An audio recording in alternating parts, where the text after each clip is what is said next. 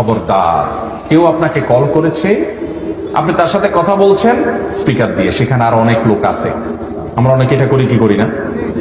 আপনি যে স্পিকার দিয়ে দিলেন, ওই লোকটা তো আপনার সাথে একান্তে আলাপ করতেছে, আপনার স্পিকার দেওয়ার কারণে, লাউড স্পিকার দেওয়ার কারণে আশেপাশে সবাই শুনবে।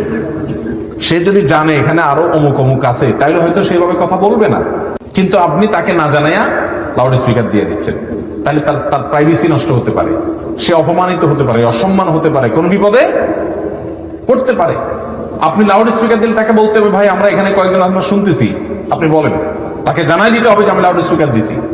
ভাইরা, আমরা মনে করি এগুলো খুব ছোট বিষয়, মোটেও ছোট বিষয় না। মানুষের অধিকার, আরেকজনের হক। নবী করিম সাল্লাল্লাহু আলাইহি সাল্লাম বলেছেন, তিরমিজির হাদিস, ইযা হাদ্দাসা আর-রাজুলু ফালতাফাতা, কোন মানুষ যখন কারোর সাথে কথা বলার পর সেখান থেকে সরে যায়, ফাহিয়া আমানাহ, তখন সেই কথা তোমার কাছে কি হয়ে যায়? আমানত হয়ে যায়। ওটা তুমি আরেকজনের কাছে তার অনুমতি ছাড়া শেয়ার করতে পারবে না। আমরা তো এগুলো খেয়ালই করি না।